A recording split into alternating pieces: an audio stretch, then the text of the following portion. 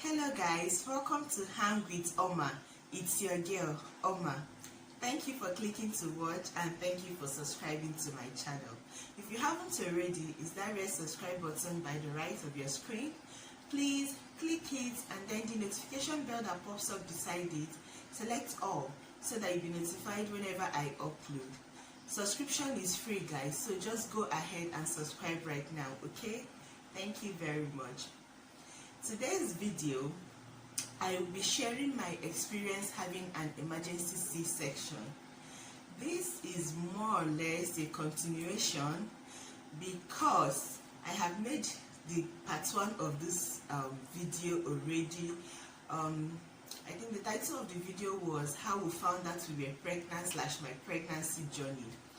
So I will be leaving the link to that video in the description box below. Please do well to check it out. It will make this part 2 of the video more sensible because I'm just going to start from the emergency CS part of the story. So if you want to know how we found out we were pregnant and my pregnancy journey, please do well to watch the video in the description box, okay? Let's get started.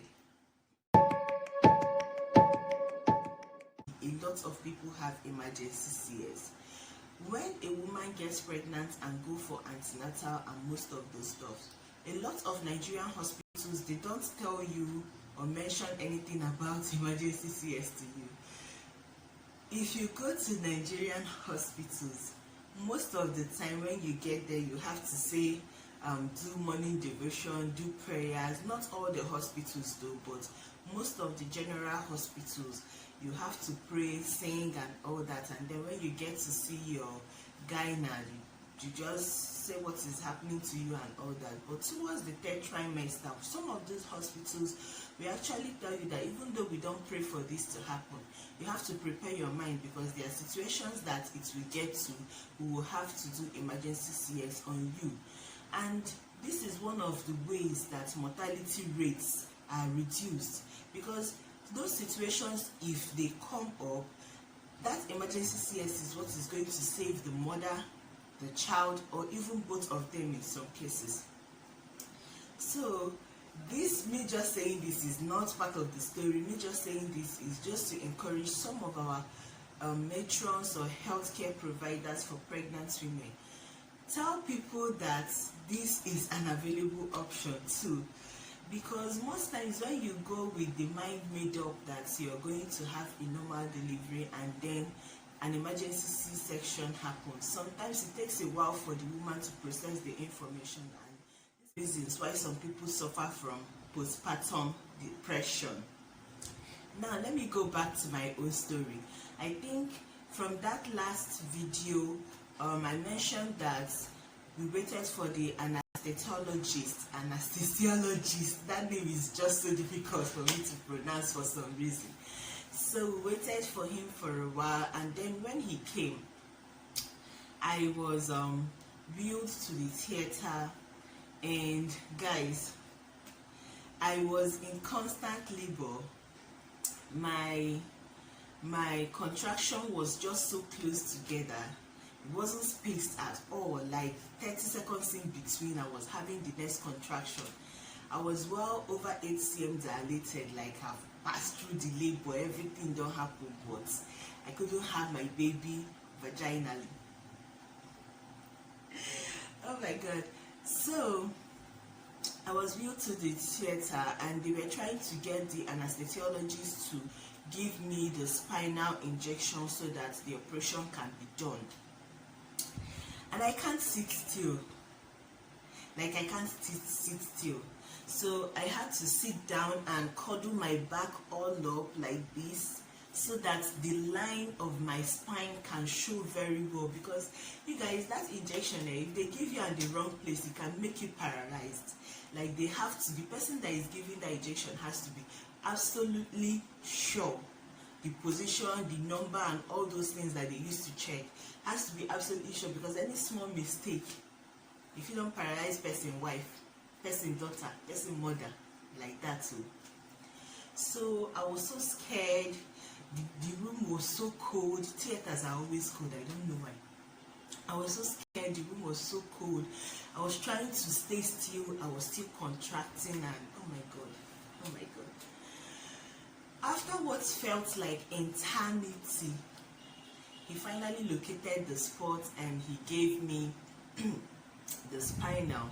So I was able to, lie down, and the contraction stopped after, I think, the next one or the next two, or I can't remember, but everything was not happening. I have been in so much pain at this point that I wasn't really, I will tell you guys the much I remember, and I will try not to mumbling rubbish to the gist, because at a point everything was just happening with the speed of light, and then at some point everything was just crawling so slow. But easy, rara. It is not easy. When people tell you that when a woman gives birth that she's facing life and death, it is not a joke, guys. That is the real thing. The woman that goes through labor, no matter how easy you think it is for her because she pushed only once, or because she pushed only 3 times, or because the labor lasted for just 10 minutes, you guys, that woman in that 10 minutes somewhere. So I was lying down there on the bed, and they've sterilized my stomach, the area where they're going to make the cut. Like, they just poured the fluid everywhere, sterilized the whole place, brought out, like I was looking at them, and they were bringing out sharp edge stuffs to cut my body like an emesianna. I have had a procedure before this C-section, but I was sleeping through that one. This one, I was awake and I was seeing people like bringing out sharp. It wasn't like long knife, it was just a small, but all the sharp of fuma. So they cut through my body. I felt at that point, what I said was, I can feel the pain. I can feel the pain. I remember repeating it non-stop for like 3-5 times. I can feel the pain. Why can I still feel the pain? I can feel the pain. But one of the doctors, I had 2 doctors, a matron and the anesthesiologist. People are going to kill me for saying, every single time I say this, people are going to laugh. So I think we had like 4 of them in the room. So one of them was like, you can't be feeling the pain, ma'am.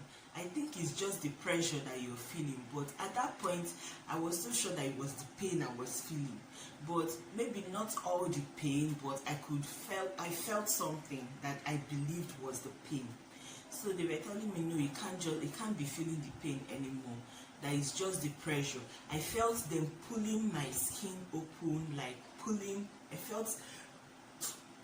I was feeling it, and I felt the water rupture. I felt the warmness of the water on my leg running down.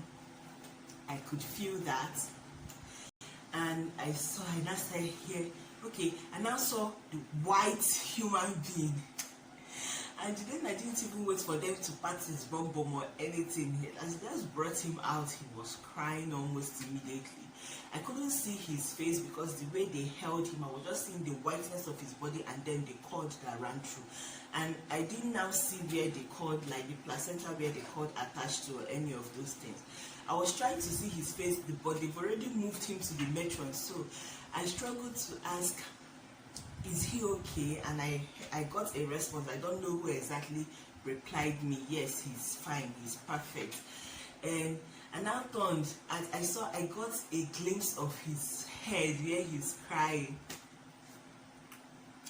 This is going to make you laugh.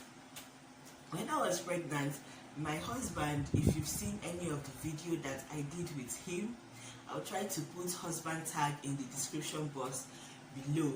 It's a very funny video. You will enjoy it if you watch it. So if you've seen any of my video with my husband, he has very cute dimples. So I kept saying that I want my baby to have dimples. I want my baby to have dimples. So When I turned and the second time I got the glimpse of his face, he was crying. I know when someone that has dimple smiles or cry, the dimple is definitely going to go in so that you see it on their face. I wasn't seeing dimple. And I said the second thing I said was he doesn't have dimples. The second thing I said was he did not have dimples, and they started laughing at me like now it sounds so stupid. That time I actually really said it because I can remember saying it. So they took him to another corner to clean him up and all that. And that was when I started losing touch with reality, because I noticed that by the time they came, I knew when they actually started stitching me up, because like I said, I was feeling now at the point where they started stitching me, it wasn't really so painful, but I could feel things. I could feel things that I believed were pain, but they assured me that it was just pressure. Okay, so I saw the curved needle that they were using, and I felt them dragging my skin together to stitch it up. So at that point, I started losing consciousness, I started losing faith with reality, and I fell into what I would call a hallucinating unconscious state.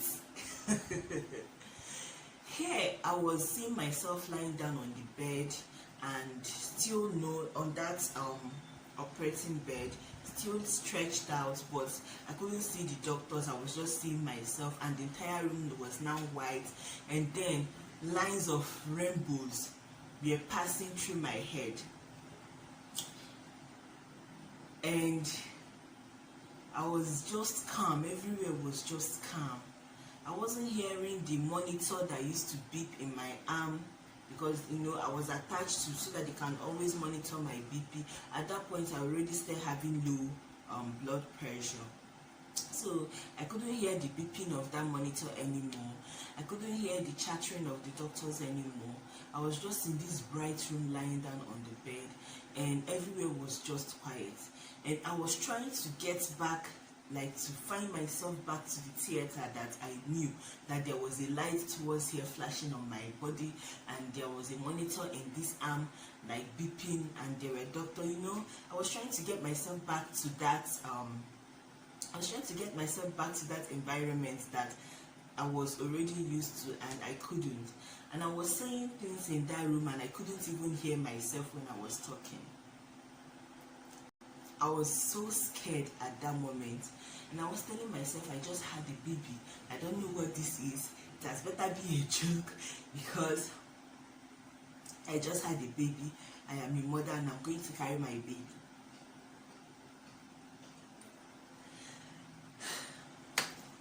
This happened almost 2 years ago. I don't know why I'm feeling so emotional.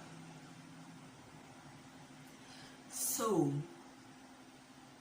I sat there, I was scared, I was anxious, but I was talking to myself in my head because I couldn't hear, like, I was opening my mouth and saying things, but I couldn't hear what I was saying. So I was now talking to myself in my head, like, whatever this is, I am hallucinating. This is not okay, this is not normal, this is a hallucination, it will pass. Because I can't bring myself to think that it's any other thing. If you're in Nigeria, you've watched a lot of Nigerian movies, and you know how this scene plays out in Nigerian movies. So I was just saying that to my head, I was just saying that to myself, and at a point, I saw the face of my father in that room. He has been late as at then, he has been late for almost 7 years as at then. So I saw his face looking down on me, and giving me this reassuring smile that everything was going to be fine. Never said a word, nothing. And I keep saying that this is a hallucination, but if you are a spiritual person, you believe that it has a spiritual meaning, because I do believe that it has a spiritual meaning. So when I saw him, I felt calm, and I felt somehow relaxed.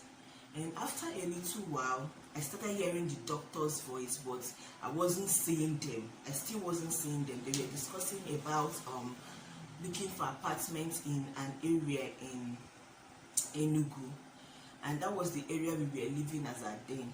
So I wanted to contribute to that conversation so much because I wanted to be in that other room that they were. I didn't want to be in that room that I was. So I wanted to be part of that conversation. And at that period, we just did house hunts, and we found a house. So we were moving away from where we were before to a new environment. So I wanted to tell the doctor about where we were staying before and how good the place is, and the only reason why we were leaving is because we needed more space. So they were talking about how expensive rent was there, how the kind of place that the doctor was looking for. I was talking, but they couldn't hear me. They obviously couldn't hear me because nobody was paying attention to me. At the point, I stopped hearing them again, and I was back into the other side of the room completely and still there. And the warm and comforting face of my father kept assuring me that whatever this is going to phase away. This is not permanent. Whatever this is going to phase away. So, you know how you lie down in the night and you want to sleep and you start counting sheep 1, 2, 3, 4, 5, just so that sleep can come. So I lay down there and I started counting as the rainbow was passing. I started counting it, counting the colors so that whatever it was would pass. After a little while, I started hearing their conversation again, how they were talking about even if the baby was coming down, that CS would have been the best for me because of the way the cord was wrapped around my baby's neck. That it wouldn't have been a safe bet for me to have given birth normally. You guys, I heard that part of the discussion again, and then I drifted back to the other room. Oh my God. And then finally, when I came through the third time, they were already moving me. I knew that they were moving me, but I still couldn't see their faces. So they were already moving me out of the theater. And I was saying in my mind, thank you, Jesus, thank you, Jesus. I remember when they tried to move me from the rolling bed to my own hospital bed. And the doctor kept calling my name, tapping me and calling my name. If you've ever done CS or you've ever watched the CS being done, there are lots of videos on YouTube of people that vlogged about their journey. Most of them are awake all through the experience. Like, you're awake, you're not feeling pain, you're awake, you're conversing through it, somebody's talking to you and all that. And I had that image on my head, so I felt that was what I was going to go through. So what I was going through was terrifying for me. At a point, I remember I started answering,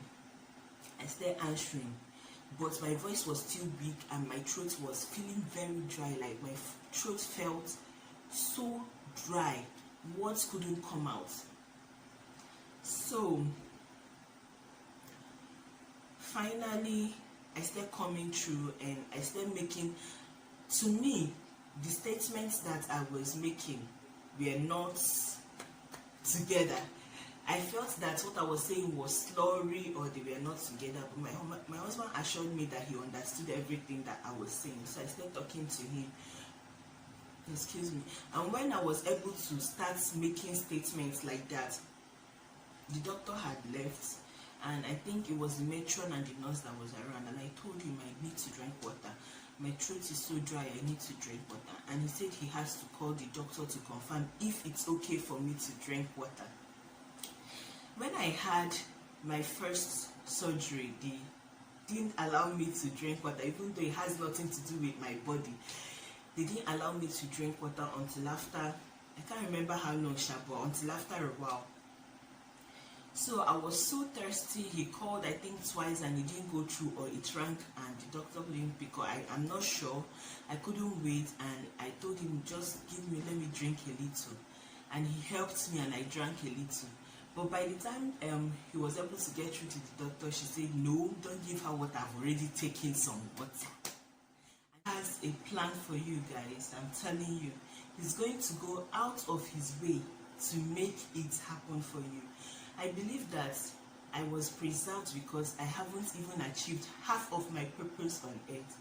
I slept with that water I consumed and nothing happened to me. I woke up, I was holding my baby in my arms, and then I started my recovery process. You guys, this is my experience going through emergency CS. I'm not saying that because I experienced this is what someone else must go through. People do emergency CS on daily basis and they didn't have to go through what I went through. And to be honest, I wasn't able to have this conversation. If you can hear the barking of that dog, I apologize. My neighbor's dog. I wasn't able to be comfortable to have this conversation with anybody for the longest time. In fact, the only person I told about it for over a year was my husband, because I wasn't comfortable sharing it. Okay, and when I made that very first video, I wasn't still in a frame of mind where I felt okay sharing it, but now I feel okay sharing it, and that is why I'm putting it out there. So to all the pregnant women out there, especially those that do not welcome that there is possibility in your journey that a C-section might come in. I don't think anybody gets pregnant and then they kneel down and thank God, thank you for granting me my heart desire and making me pregnant. I pray that you help me to get C-section. Or they just accept that, okay, I'm pregnant, I'm going to use emergency C-section, or I'm going to use elective C-section to have my baby, unless you have a medical condition that the doctors advise that this is a safe option for you. I don't think anybody just go in and that is at the back of their mind and that is what they are going to do. But if it is presented to you as an option, I beg you, accept it. Not only for your own sake, but for the sake of your child. It is still a safe method of putting to bed. Thank you very much for watching, guys. I enjoyed sharing this part of my life journey with you guys. And if you liked this video, please do not forget to give me a thumbs up. The thumbs up button is somewhere here. Please do not forget to tap it. And if you haven't already, please hit that red subscribe button by the right of your screen, somewhere here. It's absolutely free to subscribe to my channel. And when the notification bell beside it pops up, select all so that you'll be notified every time I upload a new video. Thank you very much for watching, guys. I'll see you in my next one.